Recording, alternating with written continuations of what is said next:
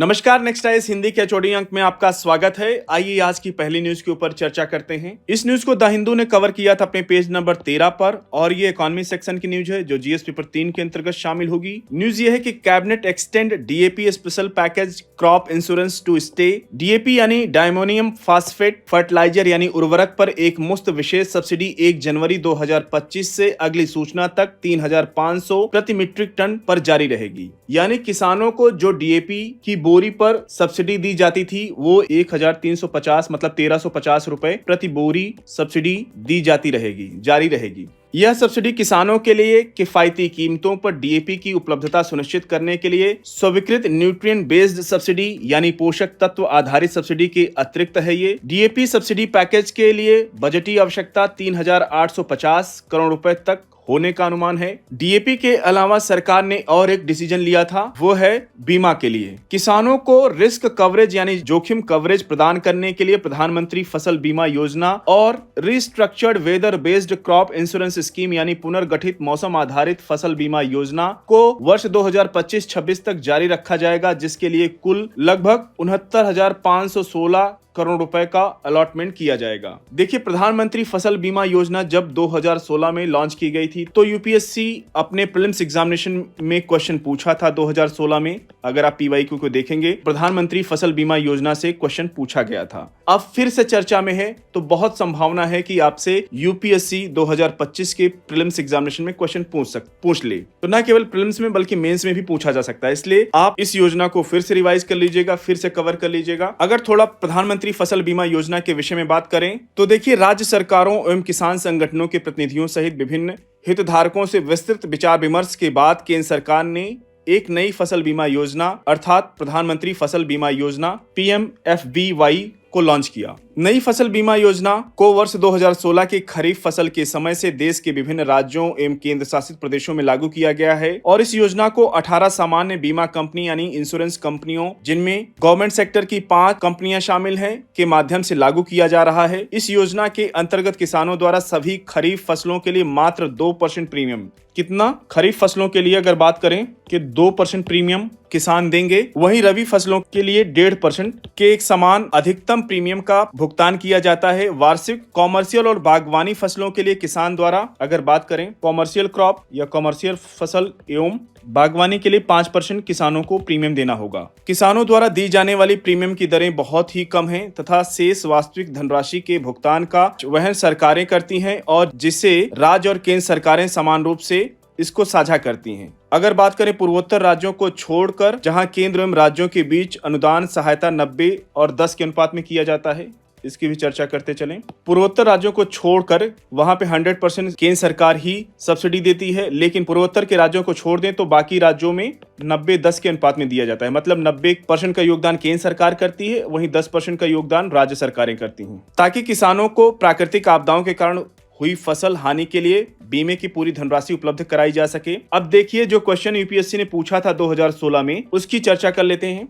ये देखिए, 2016 में क्वेश्चन पूछा, क्वेश्चन नंबर 21 था, प्रधानमंत्री फसल बीमा योजना के संदर्भ में निम्नलिखित कथनों पर विचार कीजिए। पहला कथन था कि इस योजना के अंतर्गत कृषकों को वर्ष के किसी भी मौसम में उनके द्वारा किसी भी फसल की खेती करने पर 2% की एक समान दर से बीमा किस्त का भुगतान करना होगा। तो आप देख रहे हैं, एक समान तो नहीं था, क्योंकि आपने देखा होगा खरीफ फसल की दर अलग थी और रबी की अलग। बात करें खरीफ के लिए तो 2% प्रीमियम पर और रबी के लिए 1.5%, इसकी चर्चा हम लोग कर चुके हैं। और वहीं कॉमर्शियल क्रॉप और बागवानी के लिए 5%। तो एक समान तो हो ही नहीं सकता, तो देखते ही पहला कथन तो गलत हो जाएगा। दूसरा स्टेटमेंट पढ़ते हैं, यह योजना चक्रवात एवं गैर मौसमी वर्षा के होने वाले कटाई उपरांत घाटे को बीमाकृत करती है। तो ये कथन बिल्कुल सही है। क्यों सही है? क्योंकि इस योजना के अंतर्गत केंद्र एवं राज्य सरकारों द्वारा किसान का उनकी फसल के लिए बीमा करवाया जाएगा, जिसमें प्रीमियम दर बहुत कम रखी गई। इसकी चर्चा हम लोग कर चुके हैं। अभी आप देखेंगे ओलावृष्टि होगी, ठंड का मौसम है और हो सकता है बारिश भी हो जाए तो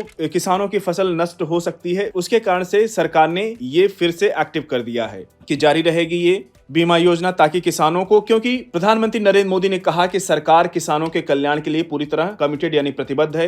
तो ध्यान रखिएगा 2016 में लागू की गई थी ये योजना, प्रधानमंत्री फसल बीमा योजना, इसलिए क्वेश्चन बना था। अब फिर से चर्चा में है, तो पूरी संभावना है 2025 में क्वेश्चन पूछ सकता है यूपीएससी। तैयार रहिएगा। अगली न्यूज की ओर बढ़ेंगे। ये देखिए इंडिया ईयरबुक है, इसमें सारी योजनाएं जुड़ी होती हैं। यूपीएससी इनसे जुड़े हुए टॉपिक पर क्वेश्चन पूछता है और 2025 जैसे ही आ जाएगी, आप लोगों के लिए एक नई सीरीज शुरू करने की योजना बना रहे हैं हम लोग। तो जितना हो सकता है नेक्स्ट टाइस आपके लिए प्रतिबद्ध है, ताकि आपकी अधिक से अधिक सहायता हो सके। आप देखेंगे ये कृषि टॉपिक में इंडिया ईयरबुक ने कवर किया था, ये प्रधानमंत्री फसल बीमा योजना, पेज नंबर 365, वहां पे देख सकते हैं आप। अगली न्यूज की ओर बढ़ेंगे। इस न्यूज को ऑल इंडिया रेडियो ने कवर किया था और ये गवर्नेंस सेक्शन की न्यूज है, जो जीएस पेपर 2 के अंतर्गत शामिल होगी। न्यूज ये है कि government launches one nation one subscription to provide seamless access to digital knowledge resource. सरकार ने आज से मतलब 1 जनवरी 2025 से वन नेशन वन सब्सक्रिप्शन योजना शुरू की है। इस पहल का उद्देश्य सिंगल मेंबरशिप मंच के अंतर्गत रिसर्च पेपर यानी शोध पत्र, मैगजीन्स यानी पत्रिकाएं, एजुकेशनल मटेरियल यानी शैक्षणिक सामग्री सहित डिजिटल नॉलेज रिसोर्स की एक विस्तृत श्रृंखला तक निर्बाध पहुंच प्रदान करना है। इसका यही उद्देश्य है। सरकार नवाचार की दिशा में बहुत काम करना चाहती है, इसलिए अपने स्टूडेंट के लिए सरकार ने ये कदम उठाया है और इस योजना से देश भर के छात्रों, शोधकर्ताओं और संस्थानों की सदस्यता बाधाओं को दूर करने और ज्ञान तक समान पहुंच सुनिश्चित करने से लाभ होने की उम्मीद है। यूनिवर्सिटी और आईआईटी सहित सरकारी वित्त पोषित उच्च शिक्षा संस्थानों के 1.8 करोड़ से अधिक छात्रों को दुनिया भर के शीर्ष पत्रिकाओं में प्रकाशित रिसर्च पेपर यानी शोध पत्रों तक पहुंच प्राप्त होगी। ये स्कीम भी बहुत इंपॉर्टेंट है, अच्छे से कवर कीजिएगा, क्वेश्चन पूछ सकता है यूपीएससी। अगली न्यूज की ओर बढ़ेंगे। इस न्यूज को द हिंदू ने कवर किया था अपने पेज नंबर 10 पर और ये डिफेंस सेक्शन की न्यूज है, जो जीएस पेपर 3 के अंतर्गत शामिल होगी। न्यूज ये है कि Scorpion class submarine among 3 frontline platform to be inducted by navy on Jan 15। भारतीय नौसेना 15 जनवरी को मुंबई के नेवल डॉकयार्ड में 3 फ्रंटलाइन प्लेटफॉर्म को सेवा में शामिल करने के लिए तैयार है। ये छठी और आखिरी स्कॉर्पियन श्रेणी की पनडुब्बी वाकशीर है। ये छठी और आखिरी स्कॉर्पियन श्रेणी की पनडुब्बी वाकशीर है। प्रोजेक्ट 15B के चौथे और आखिरी स्टील्थ विध्वंसक सूरत और प्रोजेक्ट 17A के स्टील्थ फ्रिगेट का मतलब होता है युद्धपोत, स्टील्थ युद्धपोत का प्रमुख जहाज नीलगिरी। तीनों प्लेटफॉर्म मुंबई के MDL यानी Mazagon dock ship builders limited में निर्मित किए गए हैं, जहां दोनों जहाज स्वदेशी रूप से डिजाइन किए गए हैं। वहीं स्कॉर्पियन श्रेणी की पनडुब्बी का निर्माण फ्रांस के नेवल ग्रुप से लाइसेंस के अंतर्गत भारत में किया जाता है, मतलब लाइसेंस लिया गया है फ्रांस से, उसके द्वारा भारत में ये तैयार किए जा रहे हैं। प्रोजेक्ट 17A का प्रमुख जहाज नीलगिरी शिवालिक श्रेणी के फ्रिगेट यानी युद्धपोत की तुलना में एक बड़ी उन्नति है, बड़ी प्रोग्रेस है, इसलिए न्यूज इंपॉर्टेंट है, इस पर नजर बना के रखिएगा। अगली न्यूज की ओर बढ़ेंगे। इस न्यूज को इंडियन एक्सप्रेस ने कवर किया था अपने पेज नंबर 5 पर और ये गवर्नेंस सेक्शन की न्यूज है, जो जीएस पेपर 2 के अंतर्गत शामिल होगी। न्यूज ये है कि centre amends present manual to address caste based inequality. इसकी चर्चा हम लोग जुलाई अगस्त में बहुत बार किए थे अपने अंकों में, क्योंकि चर्चा में बना हुआ था। तो उसी को देखते हुए अब केंद्र सरकार ने इसमें अमेंडमेंट किया और ये इंपॉर्टेंट न्यूज है। आइए देखते हैं। केंद्रीय गृह मंत्री ने जेल में कैदियों के साथ उनकी जाति यानी कास्ट के आधार पर भेदभाव और वर्गीकरण की जांच के लिए जेल मैनुअल रूल्स में अमेंडमेंट यानी संशोधन किया है। 30 दिसंबर को सभी राज्यों और केंद्र शासित प्रदेशों के चीफ सेक्रेटरीज यानी मुख्य सचिवों को भेजे गए कम्युनिकेशन में केंद्रीय गृह मंत्रालय ने कहा कि मॉडल जेल मैनुअल 2016 और मॉडल कारागार और सुधार सेवा अधिनियम 2023 में कैदियों के किसी भी कास्ट बेस्ड भेदभाव यानी जाति आधारित भेदभाव के मुद्दे को एड्रेस करने के लिए अमेंडमेंट यानी संशोधन किया गया है। अगर बात करें इसके बैकग्राउंड की, तो मैं बताता चलूं आप लोग को कि जेल में पाया गया कि जेल में कैदियों को उनकी जाति के आधार पर भेदभाव किया जा रहा है। बात करें कि SC ST और पिछड़े वर्ग के कैदियों से उनको बहुत लो स्तर के कार्य को कराया जाता था। वहीं पे अगर बात करें सामान्य श्रेणी के कैदियों को, तो उनको ऊंचे स्तर पर वहां पे भेदभाव जेल में देखने को मिला। किसी भी भेदभाव को किसी भी स्तर पर भारतीय संविधान अलाउ नहीं करता है। उसको देखते हुए सरकार ने ये कदम उठाया है, क्योंकि चर्चा में थी ये न्यूज। तो आपसे न केवल जीएस में क्वेश्चन पूछा जा सकता है, बल्कि ये निबंध में भी पूछा जा सकता है, तो तैयार रहिएगा, इंपॉर्टेंट न्यूज है। आइए अब न्यूज पे बात कर लेते हैं। कैदियों को जाति आधारित भेदभाव पर सुप्रीम कोर्ट के 3 अक्टूबर 2024 के ऑर्डर के मद्देनजर ये बदलाव किए गए हैं। मैनुअल में नए अमेंडमेंट के अनुसार जेल कैदियों को सख्ती से सुनिश्चित करना होगा कि कैदियों के साथ उनकी जाति यानी कास्ट के आधार पर कोई भेदभाव, वर्गीकरण या अलगाव ना हो। यह सख्ती से सुनिश्चित किया जाएगा कि जेलों में किसी भी ड्यूटी पर काम के अलॉटमेंट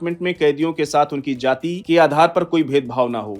अगली न्यूज की ओर बढ़ेंगे। आज की लास्ट न्यूज है हम लोगों की। इस न्यूज को द हिंदू ने कवर किया था अपने पेज नंबर 12 पर और ये एनवायरमेंट सेक्शन की न्यूज है जो जीएस पेपर 3 के अंतर्गत शामिल होगी। न्यूज ये है कि excessive nitrates found in ground water in 440 district. Central ground water board यानी केंद्रीय भूजल बोर्ड की बुधवार को जारी एक रिपोर्ट में कहा गया है कि वर्ष 2023 तक 440 जिलों के ग्राउंड वाटर यानी भूजल में अत्यधिक नाइट्रेट पाए गए हैं, जो वर्ष 2017 में ऐसे 359 जिलों से अधिक हैं। जहां 2017 में 359 जिले थे, वहीं 2023 में ये बढ़ करके 440 जिले हो गए हैं। ये चिंताजनक स्थिति है। यह स्वास्थ्य के लिए खतरा, विशेष करके छोटे बच्चों के लिए इन्वायरमेंटल टॉक्सिटी यानी पर्यावरण विषाक्तता का एक सोर्स है। आंकड़ों से पता चलता है कि भारत के लगभग 56% जिलों के ग्राउंड वाटर यानी भूजल में अत्यधिक नाइट्रेट हैं, जिसे 45 मिलीग्राम प्रति लीटर से अधिक के रूप में डिफाइन किया गया है, जिसका मुख्य कारण सब्सिडी वाले सिंथेटिक नाइट्रोजन युक्त